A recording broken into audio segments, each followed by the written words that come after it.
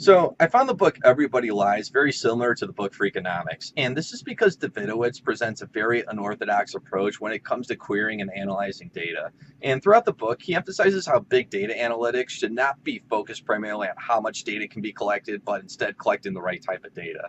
So, for example, he demonstrates how Google Trends and Google API can be used to pull Google searches conducted by users, and he believes that this method is more truth-telling compared to the standard polling methods because users may feel that nobody's watching them when they conduct Google searches. So an interesting example that he provides to back up his claim would be the results of the 2016 election. So when Google autocomplete searches were conducted using different minority groups as a keyword, racial stereotypes were often associated with each minority group.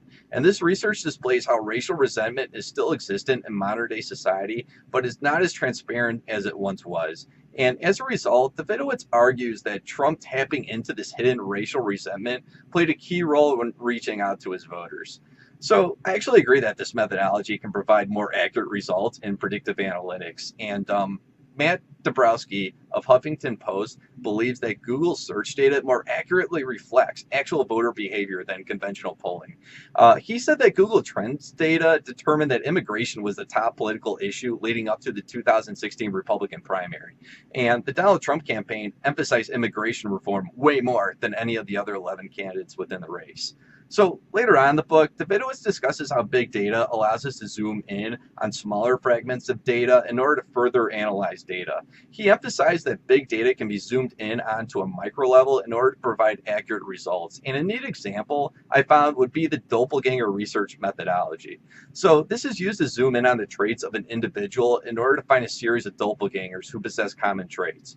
This data then determines what works best for the individual based upon the previous outcomes of that doppelganger. So he provides the example of how baseball player David Ortiz's career was almost identical to Jim Thome's career in terms of success.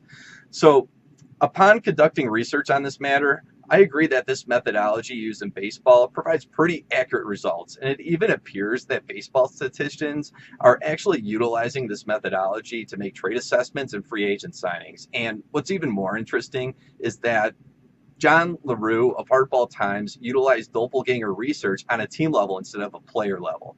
And during the middle of the 2017 baseball season, he found that the doppelganger for the 2017 Houston Astros was actually the 2015 Kansas City Royals. So in 2015, the Royals went on to win the World Series. And then later on in 2017, the Astros went on to win the World Series. So in later parts of the book, Davidowitz discusses some of the key caveats of using big data. And the key point that he mentions is that big data can be subject to what he calls dimensionality. This is when big data tests way too many variables, and just by a random chance, one of them might prove to be statistically significant. So he elaborates on this by discussing the common research fallacy known as correlation does not always equal causation. And he justifies how scientist Pullman made a claim to have discovered the gene that determines IQ. And then years later, when additional data was gathered, the correlation between that specific gene and IQ turned out to be false. So in my opinion, the dimensionality seems to be the biggest pitfall of when using big data. And the one example of this fallacy that comes to mind is mentioned in the book Freakonomics. So in that book, author Stephen Levitt provides an example of this fallacy when discussing how the state of Illinois almost implemented a program to send books to every child within the state. This was based on research that showed that children who have books in their homes ended up having higher test scores. So then later on, this was debunked when future studies showed that these children still had higher test scores even if they didn't read the book. So upon finishing Everybody Lies, I found many similarities, or should I say correlations, to Freakonomics. Both books demonstrate non-traditional methods can be applied to each subject in particular. So during the majority of the book, I ended up agreeing with almost everything the author had to say.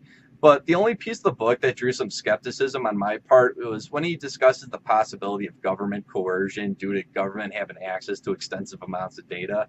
I feel at this point he falls into the trap of providing a slippery slope fallacy for his justification of this. So overall, I enjoyed the book more than its well-known doppelganger, Freakonomics.